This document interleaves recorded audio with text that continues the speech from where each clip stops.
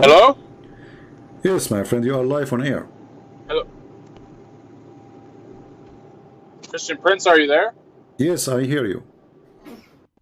Sure. Are you there, Christian Prince? Yes, my friend, you are live on air. What do you Oh, want to say to okay. us? Sorry. Yeah, sorry about that. I was connecting my Bluetooth. I'm an American Muslim, and I recently converted to Islam, and I've been watching your videos on YouTube. And well, at first I got angry with you over some of the things you were saying. I've been looking into some of the things, and I think I've made a bad decision, and now I feel like I need to come out of it. But if I do that, I'm not going to tell anybody about it because I've recently learned about the apostasy laws, and I just think that uh, I'm going to get some serious backlash. So I guess I'd be better off if No, I my just friend, don't keep worry. here. You live in USA, they will not even dare to touch you. They will dare to touch you only if you live in their countries. Don't worry. Yeah, when I converted, I was told this beautiful story about how Islam is the only monotheistic religion left, and how Muhammad is the seal of the prophets, and Islam only engages in war if it's defensive war, and they were very nice and they were very kind when speaking to me, and they also said they believed in Jesus and they believe that Jesus will come back, and I did some investigation into the Islamic belief and how Jesus will come back. And what I found shocked me. According to the Islamic belief, if I'm understanding, is that when Jesus comes back, he's going to kill the pigs and break the cross, destroy Christianity. And so, while it's true that they believe in Jesus, they believe in a very different Jesus than the one I was raised with. The Jesus in Islam is hostile towards uh, traditional Christians and Jews, and that's one of the many reasons. I was angry at you at first, but I'm actually glad that you do what you do because there's so many things that so many Muslims don't know about their own faith, and myself included. Uh, so I just thought I would give you a call and Did you ever call me speak to you. before? Did you ever call me before? No, No. no. Yeah. Because there's some people they say and you called me before, but you did not. Yeah.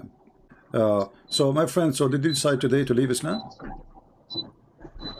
Yes, I mean to yes. I'm that. And gonna. what about becoming Christian again? Do you accept Jesus as your Lord and your Savior? Yes, I do, I mean to that, and and we are happy for you.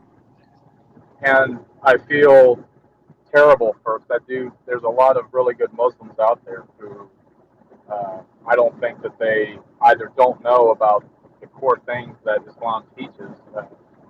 Another thing that Islam teaches is that women don't have the same rights as men do. I mean, yes, they have rights, but I'll give you an example. The Quran teaches that a woman is required to submit to the sexual needs of her husband, and if she doesn't, Allah and His angels will curse her all throughout the night Exactly. when she's asleep.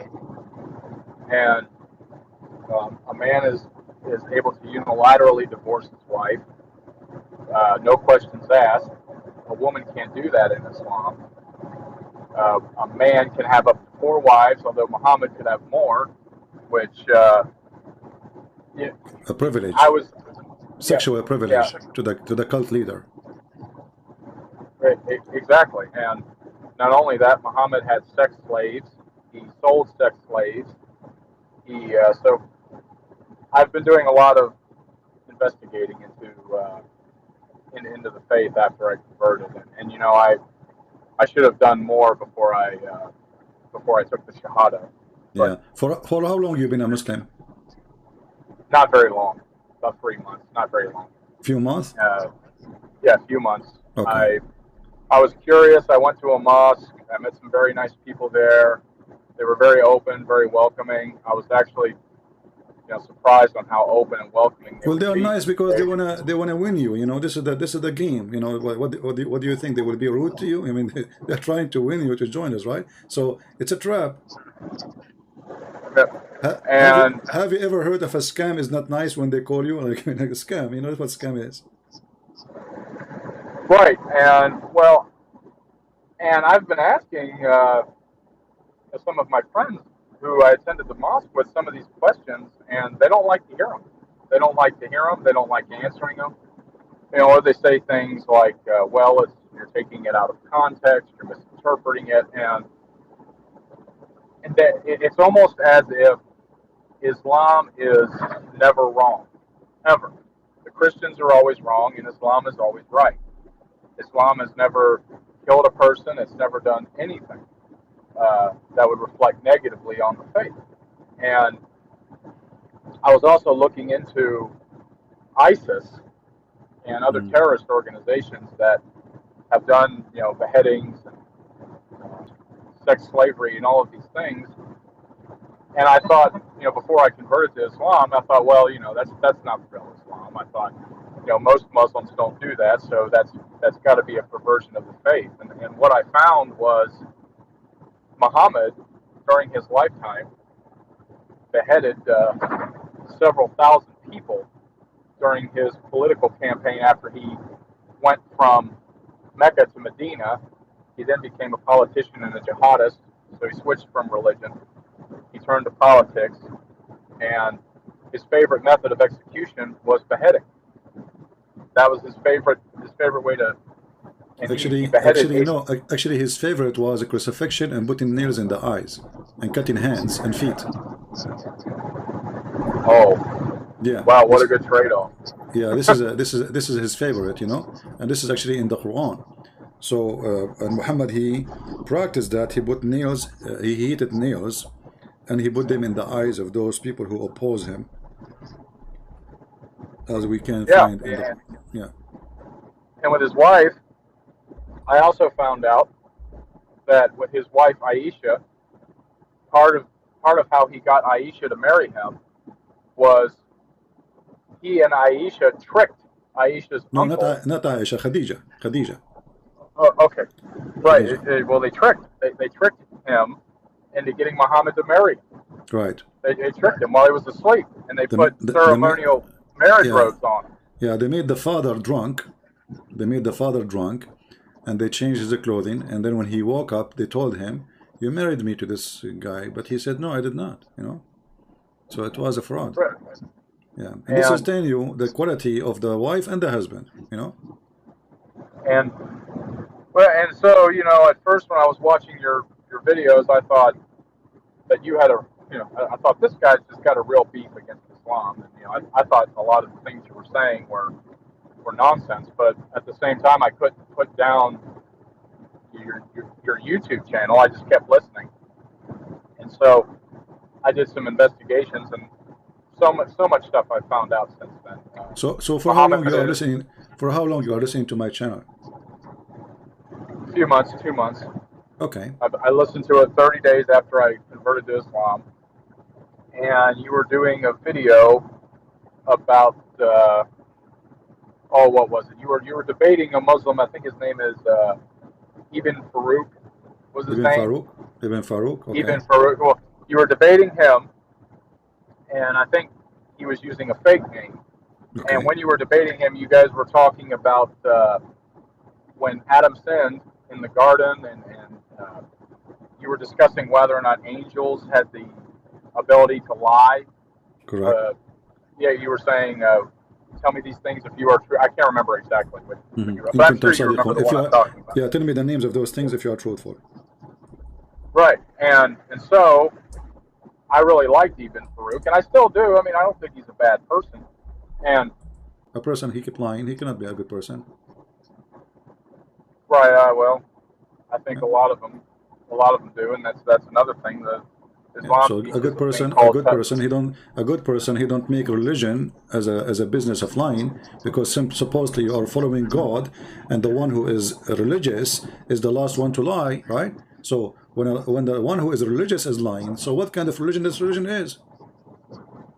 right. And another thing, because I was a Christian before I converted to Islam, and what's really alarming to me is when I look at the Quran and the things written in the Quran, and then I look at what the Book of Revelation teaches about the end times, about how people who worship the image of the beast, which I now firmly believe is the Kaaba in Mecca, is the image of Allah, which Muslims refer to as Yamin Allah, the right hand of Allah. I believe what the Book of Revelation is talking about is it's an image in the desert that uh, that the majority of the world would covet shortly before the return of Jesus. And it talks about how Christians will be beheaded in the last days, how there'll be massive persecution.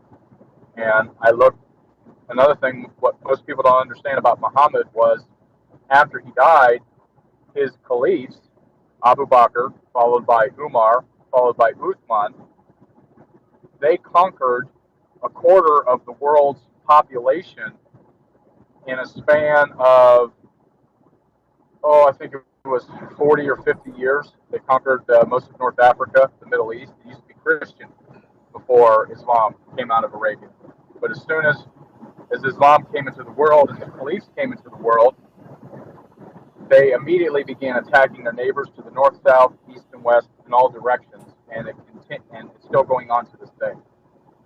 So when people get upset when they say that ISIS is not the true Islam, I can tell you right now that as somebody who, at least until most recently was a Muslim, even for a short period of time, ISIS is practicing the Sunnah. They are practicing the core teachings of Islam. 50 years after Islam was born, over 90,000 churches were destroyed all throughout the Middle East, going towards Persia, and all throughout North Africa. So, when somebody says to you, ISIS is not Islam, you should say to him, name for me one thing ISIS did Muhammad did not do. Just name one. He did all of it. Sex slavery, beheading, cutting hands, cutting feet, crucifixion, I mean, everything they did is very Islamic, attacking the neighbors. Muhammad, he says, attack the Romans so you can get the blonde girls. And, I truly believe that it's the ship. See, most Christians today think that the mark of the beast is going to be some microchip or some stamp on your hand or your forehead, but they don't know what the Shahada is. The Shahada, when someone recites the Shahada, they are renouncing Jesus Christ. They are proclaiming allegiance to Allah, to Muhammad. Yeah, they're pledging allegiance. It's a declaration. God doesn't care about a barcode on your hand. He doesn't care about a microchip. He cares about false worship to a false God. That's what makes God angry. So that is what the mark of the beast is. And in the end times, I believe it's the Mahdi is going to be the Antichrist. What for your listeners who don't know who the Mahdi is, the Quran teaches that shortly before the Day of Judgment, that an Islamic Jesus will return to Syria in Damascus, and that the Mahdi, who is the Islamic Messiah, will purge the world of Christianity and Judaism and to establish Allah's eternal rule on earth. And it's going to be from Jerusalem, not from Mecca. The Muslims want to retake Jerusalem, and they want to set up an image to Allah in Jerusalem. And all of this is in the Bible and the Quran.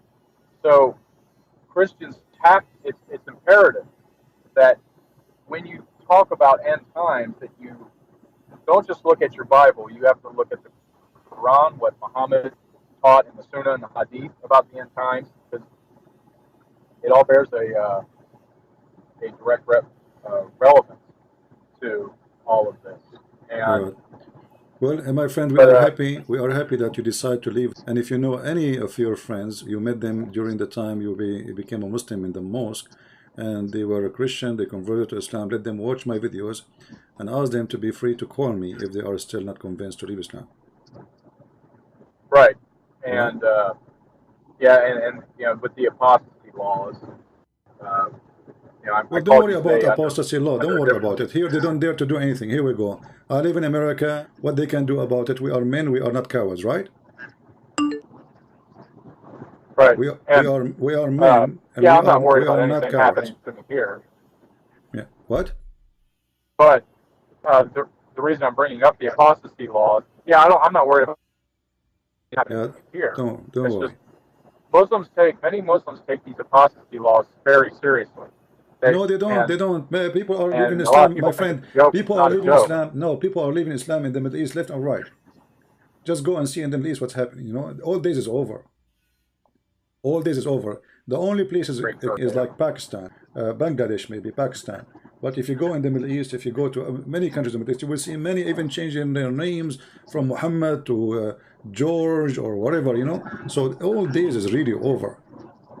Even now, And the Islamic fatwa of Egypt, because many they are leaving Islam. There's no. That's it. The law of apostasy in Egypt cannot be practiced. The law of apostasy, even in Saudi Arabia, cannot be practiced. They have now music. They have theater. They have a party. Even now, the Saudi prince established a bikini beach.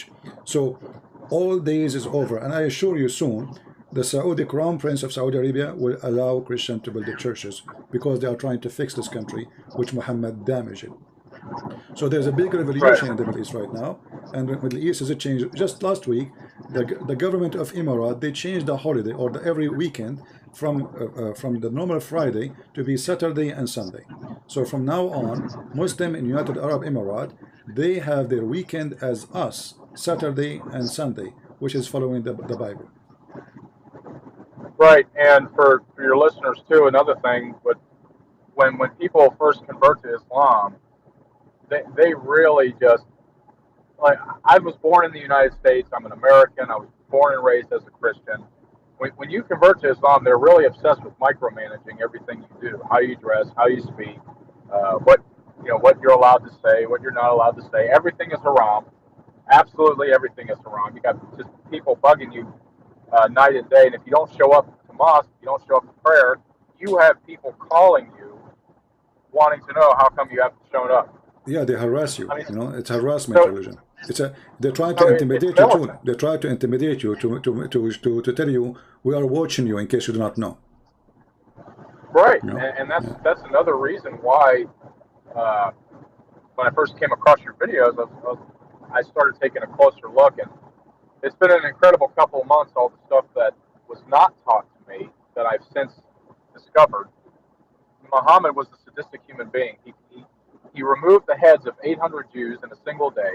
In a single day, while his wife watched, they watched the beheadings from sunup until sundown. This was after they had conquered the city of Khaybar, I believe. Muhammad conquered Khaybar.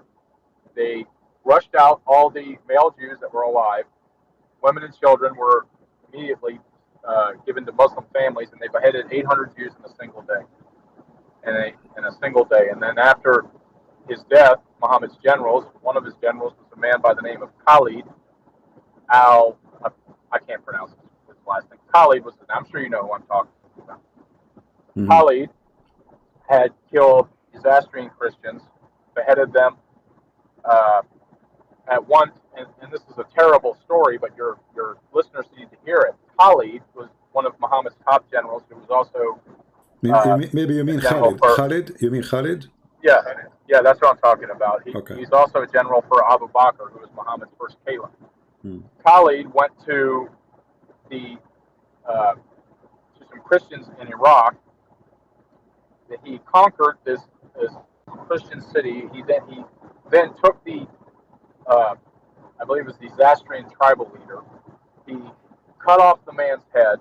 He takes the man's head and he drains the blood into the soil of the ground below him, and then raped the man's wife in the Yeah, bloody well, this soil. one, And this one supposedly, this one was not a Christian. Suppose he was a Muslim, and he killed him. He cooked his head, and he raped his wife. Correct. Yeah, yeah, yeah. and so it, Islam destroys the human spirit. These are when you think of these acts that Muhammad did and then his close companions did. This is why I'm leaving Islam. I can't follow this. I cannot follow this. I cannot follow somebody in good faith who not just he did these things, but his generals and his caliphs did these things. So these were the apostles of Muhammad: Khalid, Abu Bakr, Omar, They are is gang. the caliph after that, Yeah. Uthman. They Yeah. all So did so those. the point is, if he is the same as his friends. Now, one thing I'm with many Muslims today that I am happy about is that many of them don't embrace this interpretation, or they don't embrace these acts. But what's sad to me is they believe No, my friend, you are that, wrong. They do. yeah, They do embrace it. They do embrace it. But so when they live in the West, they are not in the place they can say the truth because that will cause them to be in trouble. So because chapter 3 verse 28 it says, you can speak to them in a friendly way while your heart is like this. So they don't really, all of them they embrace it. If you ask this Uthman ibn Farouk, if you ask him, do you support killing the Christian and the Jews? Your prophet says when I kill the Jews in the judgment day, he will never dare to say yes, you know. But if he is living in Afghanistan, he will say yes. You know what I mean? So yeah, those people depend where they live. They don't really, when they say to you, oh, we don't embrace ISIS, they are lying. All of them, they support ISIS. The one who don't and support I ISIS too. is government. Because why? Like the royal family of Al Saud, they knew that ISIS and Al Qaeda is a threat. Why? Because they want to take their place. But they are not opposing them because they are bad Muslims. They are opposing them because they want to take their place. You know what I mean? Yeah. Or maybe I'm at the same time, maybe I'm forgetting to remind myself that Islam teaches that it's okay to deceive unbelievers if it spreads or advances Islam. And the Arabic word for it is called Exactly. taqiyya, Taqiyya, yeah. or hudna. Hudna is another word. Taqiyya, H-U-N. chapter 3, verse Yeah. 28. Yeah. So it could be perhaps that, and it's hard to tell. Maybe they're just deceiving me because especially with new Muslims, people who just convert to Islam, they don't know anything about Islam. It's really easy to deceive them or to maybe paint a picture of Islam that is not the real Islam. Uh, so I pray that a lot of Muslims will leave Islam. Muhammad. It's my personal belief that this religion was started by Muhammad as a justification for political conquest. For So sex, for sex, for money, for sex, for money, for power, he used God in order to conquer. At the same time, he said, there's 5 names given to me. One of them is Al-Mahi, which means the eraser, and I will erase Christianity and Judaism. So Muhammad, he made it clear. I have a purpose. I'm going to erase everything good in this earth. I will erase the Messiah. I will erase the angels. I will erase God, and I will place myself instead, and I will make this earth is a land of a bloodshed. And he said, I've been ordered, commanded to kill all mankind until they say there's no God but Allah and Muhammad, except the Muslims. So if you are a person who bow down to the devil, Muhammad will not kill you. If you don't bow down to the devil, he will kill you. And this is a clear sign of a filthy man. My friend, I want to say thank you for calling us. We cannot keep you for longer, but I'm glad that you decided to leave Islam. And I hope maybe in the future you can call us to share more stories of your experience. But today, by the way, your voice was very low. Maybe next time is going to be better. Oh, yeah, sorry, I have my Bluetooth and I apologize. Thank you, Yeah, it's all Christian right. friends. Have It's a all right. wonderful day. It's all right. Take care. Bye-bye.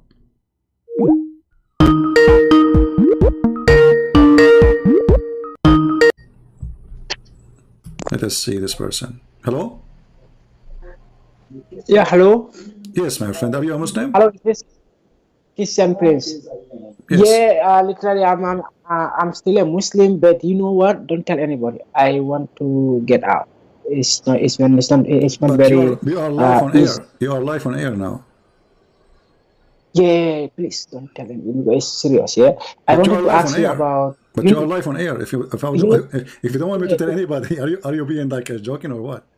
no, no, I'm not joking. Okay, look, I bought 3 of your books, both books. Yeah, All right. the Sex Okay. 1, So Sex you 2, are and saying you do also not want me to tell who are you as a person. Don't worry. Always we keep things private. All right. yeah, please. But I'm from West Africa originally. I'm All right. currently living in Germany. Okay, I am an asylum seeker in Germany. Okay, you know how it works through this migration stuff, and There's nothing wrong about it, but I'm telling you. Okay, now I wanted to ask you about. Do you know anything about this group, this domination called Malikis? Because this Yeah, is where this is exactly the type of Islam my family is practicing. Okay, yeah. and just last week I got into a very big fight, virtually argumentation, yeah, over the phone. Okay, yeah. So I wanted to. Did you know, Christian Prince, the real truth about circumcision? You know, like women, they should be circumcised because if Yeah. not, they will be very unruly and they will be looking fighting for over men. You know, so I heard a lot about this, but it's a big topic in West Africa right now. You Okay. know, and my position is that I don't want in future, if I will be married, my daughter, I don't want my daughter to go through this circumcision. But it's something that is very rooted down there. So I Mm. want you to tell me, please, what did you see in the teachings of Islam? Because I understand from what I read from your books that most of these things are hiding from us. Okay? Yeah, but please, is circumcision taught by the Prophet or is it in the Quran? Well, first of all, Muhammad himself, he never been circumcised. Muhammad himself, he never been Okay. circumcised. And then you ask yourself why Muhammad, he is Mm, teaching people to circumcise, uh, mm, and he himself did not practice it.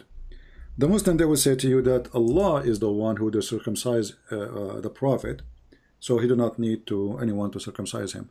And for sure, circumcision here is not really, a real circumcision. They say it's like, he circumcised him, in his way, you know. But obviously, Muhammad is trying to copy the Jews about circumcision.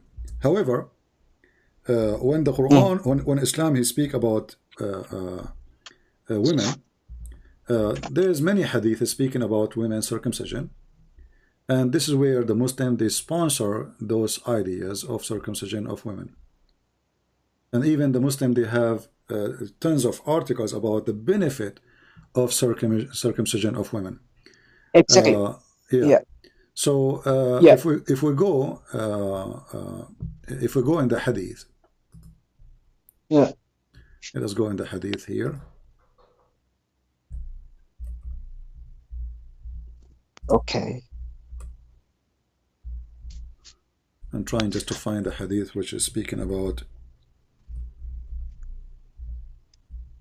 No problem, sir. I'm ready to learn.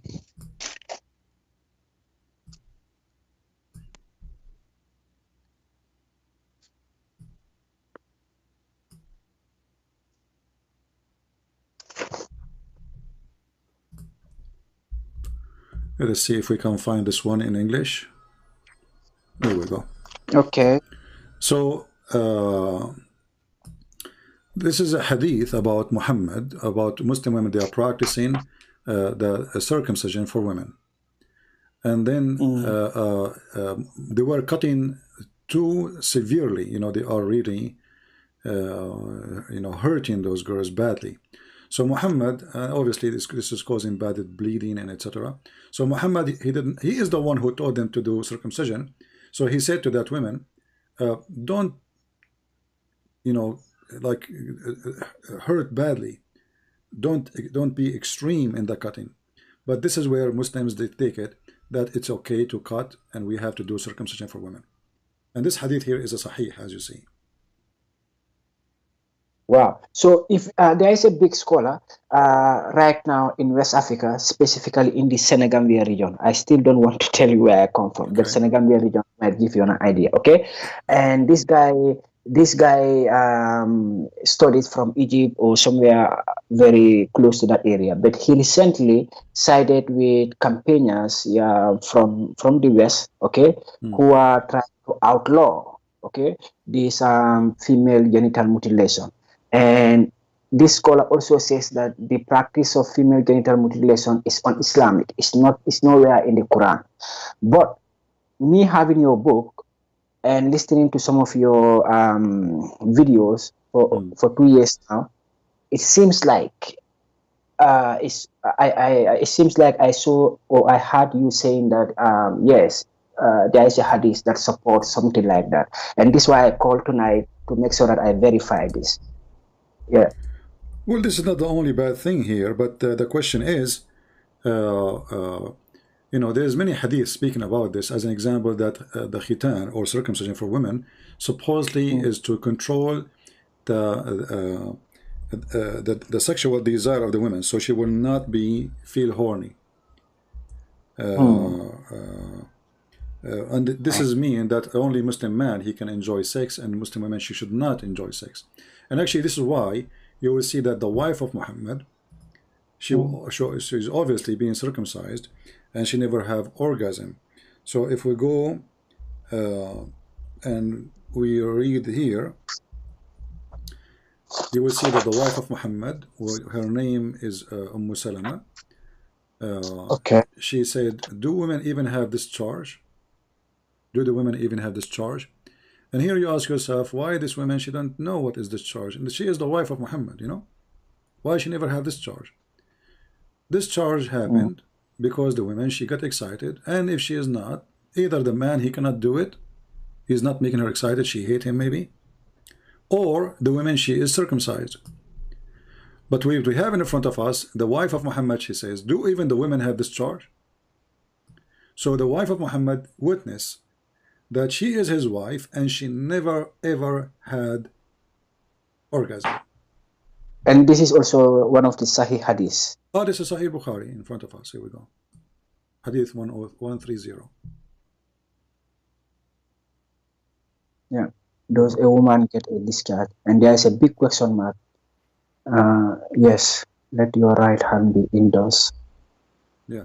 So if you ask yourself, the Muslims, the Muslims, they say Muhammad was so strong in bed. He used to able even to go and do boom boom to all his wives, even his sex slaves, even in hour, which is the word sa in Arabic mean today hour, but today in the time of Muhammad mean like 15-20 minutes. So in 15 minutes, the guy was able to do 13 women, which is impossible. This is fraud. But you notice here that the wife of Muhammad herself, she never had discharge. So what is the reason? Muslims can leave their comment and they can tell us, is that because Muhammad he is not good in bed? Is it because Muhammad he did not even have sex with them, or because those women they have circumcision? Yeah, or maybe she was circumcised. And for me, I told my mom, hey, look, I don't want to marry any woman who is circumcised. Okay, so I will go for these women who are not circumcised. Okay, so that I can enjoy and they will be enjoying. And he said, no, this woman will leave you, and you will never be a happy man in this marriage. And I don't want you to come back to me crying. Okay, so yeah, but now that I noted this hadith, and I will take this hadith to this scholar again, okay? Because why you don't call the scholar, let him join us right now? Wow, this scholar is very big down there, man. And I like him big. I will make him small, I promise you. Okay, do you agree that if I can establish some contact between you and this scholar? Yeah, just invite him right now. Call him in Skype, or you can call him by your phone. Put him in the phone. It's up to you. No, we are not staying together. Okay. Yeah, but he speak, of course, Arabic, and you are Arabic native Arabic scholar, of course. So you will be able to communicate. He can invite it. Do he speak English? I will have to find out. I'm sure that he speaks Arabic. Okay, so for English, I will first need to talk to this man, and after I will write you through text message, that it's me. And the second clarification that I want you to make is about this Maliki group. Okay, yeah, because a student to this scholar also said, yeah, we in West Africa we are into this Maliki school because it's the authentic version of Sunni Islam. Okay, yeah, and he tried to justify that because I raised an argument that hey, because he said there was no compulsion in Islam, and when I was going to primary school back in the Senegambia region, one of our subjects is called SES, social yes, I now forgot it. Social studies. Okay, social studies. And in this social studies, we are taught how Islam came to our part of the world, okay, through jihad. It is even called Soninke Marabu Wars. So Okay. Soninke is our local language. It only means those pagans. Soninke mean pagans, okay, and marabouts mean these scholars who know about Islam. So the wars between the pagans and the marabouts. And in the school, everybody in that area, you went to school, you have to go through this curriculum. Okay, so I was like, hey, we all know when Islam came to our side, and our people were never before Muslims. Okay, so they were converted forcefully, terribly. People were massacred, and the book follows. And even the griots are even singing that in folklore, in songs today. But he's like he is adamant that there is no compulsion in Islam, and he even came up with a verse. Okay, and because I have a lot of things that I'm doing, so I cannot even remember whether this verse is from Medina or from Mecca. From your books, I read it last year. There, you are countering this argument in your book. Okay, there is also a verse that says that that encourage Muslims to wage war. Okay, but this man is like, no, the verse that encourage Muslims to wage war, that is the first verse. But later the second verse came that says that Muslims will not wage war. There is no compulsion. Will you agree with that? No, How those is this? verses are abrogated. You know, a chapter of a Tawbah, chapter of the Okay. Tawbah is one is almost the last chapter was given to Muhammad, and in that chapter it says, Bara'a. The first beginning, actually, the real name of this verse, this chapter is Bara'a. So Tawbah. Bara'a, I mean, yeah, the Tawbah. This is the real name of the Tawbah. It's not really, it's not a Tawbah. It's called Bara'a, the real name. Even the Muslims agree this is the real name. You know. So in the chapter of At-Tawbah, Muhammad, so when he was weak, you know, he said, okay, let's sign a peace agreement because simply we are weak. But when we are not weak no more, we are going to kill them all. So if we go in chapter of At-Tawbah, and I will put for you the screen, verse number 1. You see in the translation it says, freedom from all obligations is declared from Allah and His Messenger. So he washed his hand from all agreement and all what he said before about signing peace with those who don't accept him as a prophet. So go and attack in the coming 4 months and slaughter them all. All right? So the Muslims themselves, they agree that there's something called abrogation and abrogated verses. So the verses about, you know, there's no compulsion in religion, this is abrogated by the chapter of the sword, which is the chapter of At-Tawbah. All right? Yeah. So this is where when they quote this, then if this is true that there's no compulsion in religion, then Quran is full of contradiction. Why? Because it's chapter 9, verse 29 says it clearly: go and kill the Christian and the Jews unless they convert or they pay jizya. So if there's no compulsion in religion, you know, they can't be both right? If there is, if you cannot force a person to accept a religion, then what this verse is about? And actually, that verse, it was about Muhammad saying to the Christian and the Jews, you cannot force your children not to convert to Islam, not the opposite. You know what I mean? It's not the opposite. It's not about Muslim cannot force you. He was saying to the Christians, you cannot force your children not to accept Islam. Yeah. All right. So I now got it. So I want this place to be very clear, because sometimes, like, okay, in your book it says Allah is the best of the deceptors. Okay, Deceivers, and that is not you, deceivers, and that is not you saying that. You are quoting. Like, this is the one thing I like from you. Okay, and not only from you, anybody I think who is doing this kind of work, you need to quote the source. You don't have to come with your own opinion, because at the end of the day, we are very plenty in this world. Everybody can have his or her own opinion, okay? But you have to quote from the source. And what my point is, like, they can be very deceptive, because for me, I cannot remember or figure out which verse was earlier. Okay, and he was like, hey, the earlier verse was that Muslims have to wage war, they have to fight. Okay, because the prophet and his band were very persecuted down there in Makkah, and that was why this verse came. But later in Medina, there is another verse that says that nobody should be forced. But this is, I cannot wrap my mind around this after listening to you for a while. So, my friend, And I decided, did you decide to leave Islam or not yet? yeah, honestly, like, please don't tell anybody. Okay, yes, I already said I'm from West Africa. Okay, so yeah, that's okay. They will not locate me. So yeah, I honestly leave Islam. All Okay, right. I Okay. honestly left. So, as long as you decide to leave Islam, we are very happy for you. What do you think about becoming Christian?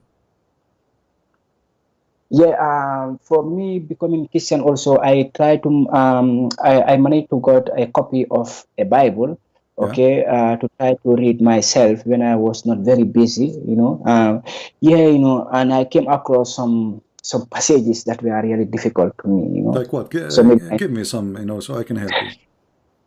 okay, the passages has to do with slavery. Okay, Okay. has to do with slavery, and All I right. was seeing in the passages. The passage was like, "Hey, you have to obey your master, even if your master is not looking at you. You have to do your work as if he is watching over you." Okay. Okay, yeah, and I was like, "Who is speaking here? Is it some kind of prophet, or is it Jehovah or Yahweh, or who is speaking here?" Okay. And the few Christian friends that I'm having around, they said, "Yeah, this is Yahweh or Jehovah, the supreme power speaking." You see, my friend, when the Yeah. Bible speak about you have to obey your master, Mm-hmm. and this can appear in many places actually in the Bible. It's speaking to the Christians, right? Because who is the one who read the Bible? The Christians, right?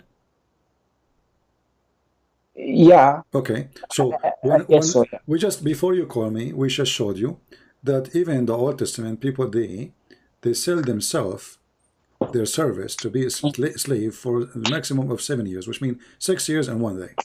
And after that, they have to go let free. So being a slave here is not about Christianity is encouraging slavery. It's about being honest. You sold your service to your master. You are working for him. You are getting return in that. Let us say you are getting salary. You are getting wages. At that time, the wages can be, like you have a debt. Let us say you borrowed money from somebody. You could not pay him back. You say to him, I want to work for you for equal time of the money. Let us say I borrow from you $3,000. So, okay, how long, it's what is the wages at that time for $3,000? Let us say maybe 3 years. So I say I will work for you as your servant for 3 years. So the Bible is saying that you have to be honest when you serve your master. You don't cheat. You are not a liar. So when you serve with honesty. Mm. From your Yeah. side, you have to be honest. Maybe he's not honest. Maybe he's a fraud. He's a bad person. Right? Yeah. But you, as a Christian, you always Yeah. have to be decent with your master. So it's not about encouraging slavery, it's about being good Christians. Otherwise, Jesus never owned a slave, did he? He never owned a Mm, slave. no. Okay. I never came across a No, scripture no, Jesus that. never even owned a donkey. So Jesus never owned a slave, never owned a human, never owned an animal, never owned a house. So Jesus and his disciples, they went around the world and they were very poor. They never owned anyone. They never bought anyone. They never, they don't have an army and soldiers and slaves and servants. Jesus himself, he washed the feet of his disciples, correct? I think you heard of that before, right? Yeah, I heard of that, and Okay. and So Jesus yeah. here is being a servant, and the disciples, they were the masters. He said to them, when they said to him, Lord, how we can let you do it? I mean, you are our Lord. He told them, he said, you cannot be a master without being a servant. So a Christian master, he have to be servant too. Right? Yeah. So the So servant like, here, my friend, when the Bible speak about obeying your servant, is about don't be hypocrite. yeah, You I be a think like, Christian and you do what what is your job is. Let us say I work now for Amazon, and I believe Amazon is a form of slavery. And actually, truly, I believe that those big companies, they are enslaving people. Calm down. You said what? Amazon? I believe Amazon and those big companies is a form of slavery today. A form of a slavery. A Okay. form of Yeah. slavery, yeah, because they make billions, trillions of dollars, and you get $8 an hour. You know, so they're what you need them. You need them. So you give your life for them. You work for 20 years, and then you get what? Hardly you can afford to buy maybe an apartment. But the one who is your master is a filthy rich, right? So this is a form of slavery, but this slavery is different today. You go home, you watch TV when you are done, you know, because here the master, he don't want to be responsible for you. So after the 8 hours of work, go home because I wouldn't want to be responsible for you. Okay, just go. So slavery still exists, but it's different form. People use So people we today is different the form. definition of slavery. However, if I accept to work for the beast of Amazon or Google, I have to be a decent as a Christian. I promise them a service, I have to do it. So this is what the Bible is teaching you, to be a decent human being. Don't tell them I will do the work, but you don't want to do it. Right? Yeah. So I think I need to look into this even deeper and check it very well. But for me, like I told you, this was like a shutdown for me once I saw that, No, my because friend. Even the my Bible, if you go to First Peter, it says, "Live as people who are free." This is okay. Live as people who are free, but he is not free.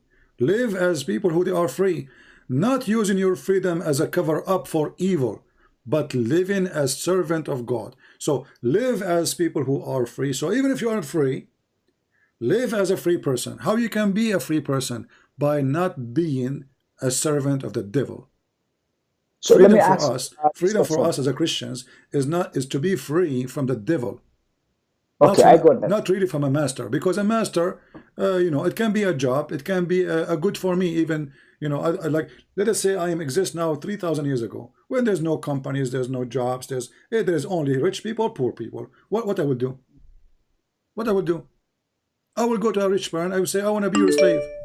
At least he will give me my food, I will give me shelter. Otherwise, I will be homeless. I will die in the road. So slavery, if it's about capturing people to sell people, this is a different form of slavery. This is you are capturing people and you are taking their freedom and then you sell them out. Slavery in war, well, they slave you like the Jews we heard, as the Old Testament says, that the Jews themselves being enslaved. The whole nation, the Egyptian, they enslaved them, and the Assyrian, they enslaved them too, correct? Yeah. Okay, so Yeah. the Egyptian are what? Aren't they African? The Egyptians, yeah, from what I understand, during this time they were Africans, and also like Okay, the color was not even changed during this time. but the point is, Mhm. African in the old days is enslaving people too, correct? Yes. Okay, so slavery, it was a Yeah. behavior, an act of all nations, regardless of the color. Black enslave white, black enslave black, white enslave white, white enslave black. So enslave Asian, Asian enslave Asian. I mean, slavery is all over. However, the Bible, when he speaks about being obedience to your slave, is about being a decent person. Don't go and be a slave of a person and put poison for him because you are his cook. Christianity is against evil. This is why in First Peter says, like, act as if you are free. Act as if you are free, and at the same time, never use your freedom as a cover-up for evil, but living as a servant of God. So Okay. when you see the word slavery, ask yourself the first question, how many slaves Jesus owned? And then you will know that Christianity, if a Christianity is sponsoring slavery, well, here we go. We have someone, the Christian belief is God, right? Yeah. Okay, so if now Jesus said to me, hey, Christian Prince, I want you to be my slave, I will say I will be happy to do so. But Jesus still did not ask us to be slaves. He washed our feet. Do you see the point? Yeah. So I Jesus, see and your- he is God. Jesus, and he is God. He came to come as a servant for us. But he's God. So Jesus, he washed the feet of his disciples. Why somebody, he believed in slavery, and he have people who worship him literally as God. Why he want to wash their feet? They should wash his feet. He's the master. He's the Lord. But you see here that Jesus is teaching us to be very humble and to be not only down to earth, to be the earth itself. Like, Yeah, be you decent. know, yeah, It doesn't I matter what the quoted, price is. yeah, I quoted these slavery passages that I came across in the Bible, and it was very difficult for me. Okay, and you can imagine like people like me, with heart and feel so terribly about when it's come to slavery. So I I was not understanding very well, but I thought like whoever is speaking here is not making justice, because from my understanding of slavery is that there is no righteousness in this partnership. Somebody just literally taking you, and then you are rendering a service, yeah, and this guy have no sympathy for you. He can even literally kill you anytime. He can do any bad things to you. So you are just a slave. And even your children who are born into the system, they will also be slave. People have to undergo a You know, terrible time. So I was, people they do yeah, things. But as I said to you, like in the book, in the Bible, it says there's no neither a Jew nor a Greek nor a slave nor a free, for all is one in Christ Jesus. So the Bible teaching us that all of us we are equal, and this is in Galatians 3. All of us we are equal. There's no black, there's no white, there's no Roman, Greek, and there's no Hebrew. There's no Asian, there's no white man, there's no African, there's nothing. All of this will disappear with Jesus. So Jesus, my friend, will destroy racism, not only slavery. If a person is a true Christian, he cannot look at you down because you are black. And if a black person is a true Christian, he cannot look at a white man down because he's white. Why? Because Jesus, God he loved the world, he sent his only begotten son. He loved the world. So you are from Mali, I am from the Middle East. You are African, I am an Arab. But I believe Jesus, he came to me the same as he came to you. He did not come to the white. He did not come to the black. He did not come to the Asian. He came to all of us, for God, he loved the world. So my friend, according to Jesus, you are being loved and you are a child of God. And Jesus, he loves you. This is why the Bible make it so clear. For all of us, when we are baptized into Christ, we have the clothes of a Christ. So I invite you today to accept Jesus as your Lord, so you can receive the baptism, and you can be, me and you, we can be free forever from the slavery of the man and the unjust of a human being. Because in the heaven of the Lord, there's no unjust. Even in the heaven of this religion, there's a slaves. With Jesus, he and she, they will not be married. They will be the same as angels. So what Jesus meant, that when you are a Christian, you will be free like an angel. He will free you from everything, even from your needs. You do not need food. You do not need sex. You don't have a master. You don't have a slave. You do not desire anything evil. So Jesus, he free you. Muhammad, he enslave you. So I'm asking you now, my friend, would you accept Jesus as your savior? You do? yeah. I'm a little bit scared. Okay, I don't want to make any terrible mistake that I will regret for the rest of my life. Okay, so one thing I can tell you that I'm convinced from the evidence that I see so far. Okay, I cannot be a Muslim. That one I'm convinced. Yeah, so I have to find a way to talk to my mom about this. Okay, because I share everything with my mom. Okay, and she's the only person in the world who can understand me, yeah, like the rest. Okay, so yeah, but I know it's gonna be difficult, and I know she's gonna be shocked. Yeah, but I hope that eventually she will have to accept it, because she loves me so much and I love her also. Yeah, and for me to just stood here and tell you, yeah, I can be a Christian today without even getting myself familiarized, yeah, deeply about the Bible and Christianity and about the life of Jesus, etc. I think it will be a little bit premature. And this is nothing against you, yeah. Please. No, it's okay. For me, I invite you. I explain to you, and it's up to you to accept or not. Anyway, Okay. feel free to contact me in any time if you if you think you have more questions, or if you decide to About the accept. scholar. Yeah, What? about the scholar, I will make sure that I establish contact. If it works, I will text you. Yeah. Always, you do not need to tell me. You just tell him. You know, you can just bring him and let him call me if he dare to call. Yeah, and before I leave you, my brother, my dear brother, what is your take and understanding about when Jesus was asked in the courtroom, is he really the king of the Jews? But he was not answering as I am expecting him to answer. You know, he was like, "You yourself said," Oh, and so he said, why you asking me if you know who I yeah, am?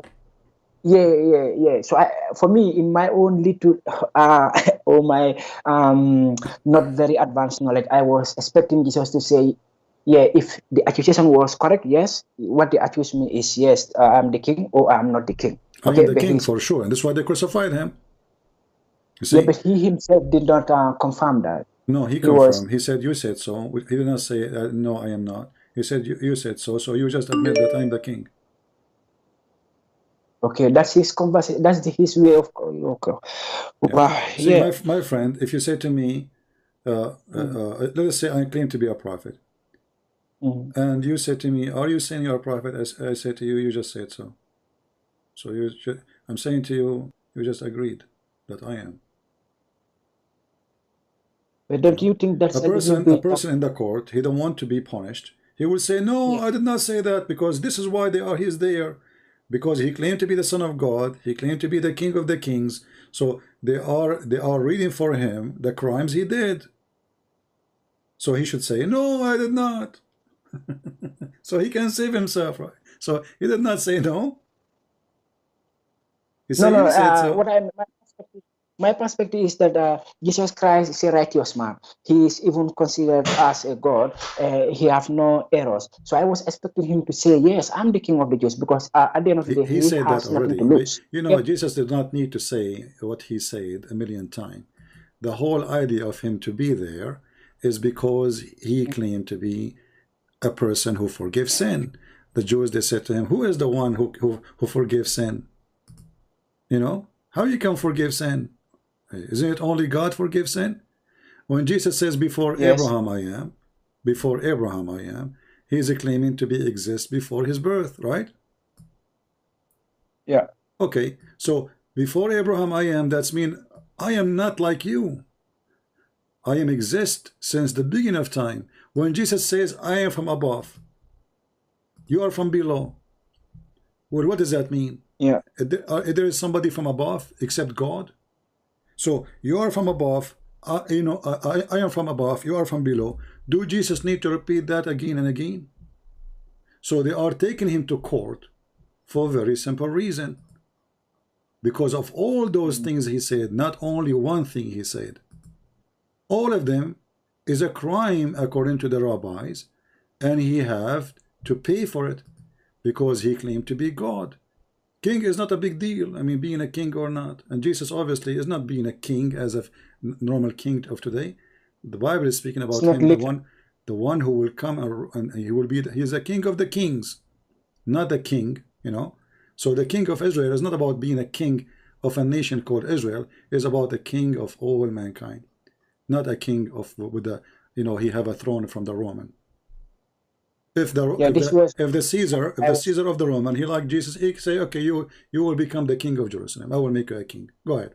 But that will not make Jesus God, right? Yeah. When I So was when I was seeing these passages, I was like, "Oh, the politicians in Israel during this time they were scared that Jesus will over overtook them or overthrow them, and this is why this question came: Are you? Is this accusation correct that you are the king of the Jews or Israel? Or I cannot remember the exact wordings, but it's like this is what he was asked, and Jesus was not answering like directly. He was like, "Yeah, you yourself said it," and as a result, he was crucified. So then we can say the crucifixion of Jesus Christ was even legitimate or just there is no problem in that, you know. So what did you think about the crucifixion of Jesus my Christ? friend, the Bible is not a sentence. It's a life story of Jesus, correct? Yeah, So in history. order to understand who is Jesus, you have to read what Jesus said, not only one One sentence. So like the Jews, they said to him, should we pay tax to Caesar? Should we pay tax to Caesar? Jesus did not Yes. say pay tax or don't pay tax. He said to them, show me the coin you have in your hand, in your pocket. Do you have some coins? Show us. So the guy, he grabbed, the rabbi, he grabbed a coin, and he told him, okay, this picture in the coin is belong to whom? He said, to Caesar. So Jesus says, give to Caesar what is to Caesar. So here Jesus did not say pay tax. He never said pay tax to Caesar. You are questioning if we should pay tax, but you are using the money of the Caesar. Because the one who don't approve Caesar tax should not approve his money too. Right? Correct? Yes, good point. Yeah. Yeah. So if I don't agree this guy, he is my king, so why I'm carrying his money? Why I'm carrying a coin, have his pictures? Yeah, maybe because the coins can get you some stuff that you might otherwise not have. So it's maybe selfishness, Yeah, you just want to. It's your interest that if you can use the money to get something. So even if you don't like where the money is coming from, who create the money, but you can use the money to, to gain your own satisfaction in it. But this is me speculating. I don't know if this was their reason. Okay, but your point is well made. If you don't agree with the king, you don't have to do anything that comes from the king. Yeah. I think this is very, very difficult. Like today in the modern world, many people, they don't agree with the politicians. They think they are like in contravention with what is going on, the regulations. But every day they are taking the Straßenbahn, community train, going to work, coming back, so it's crazy, man. I don't know. But for me, I decided not to be a Muslim. So now it is 2 years now I'm not a Muslim. And during these 2 years, I came across a lot of materials, but the best material that get me what I want. Okay, I have to be honest. Okay, my So, friend. Anytime, feel free to call me, and I will be happy to take you. All right? okay, thank you very much, sir. Thank you. very much. Thank you very much.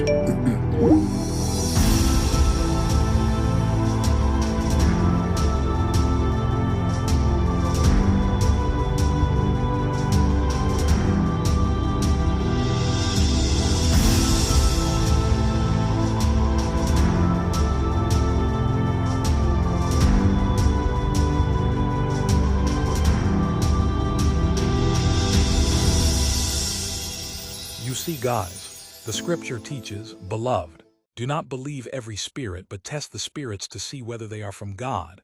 1 John 4:1. Not every voice that sounds spiritual comes from him, and without careful discernment, one may be led astray. The wise and faithful protect their walk by comparing every message and influence with the unchanging truth of God's word. That which is truly from God will always honor Christ, reflect holiness, and bring forth good fruit. That which is not from him draws the heart away from truth and into compromise. This is why testing the spirits is essential. Those who remain prayerful, discerning, and rooted in Scripture will continue to walk securely in the light of Christ. So anyway, guys, thank you all for being here. Please don't forget to watch, like, and share our videos. Thank you all. God bless you. Bye-bye.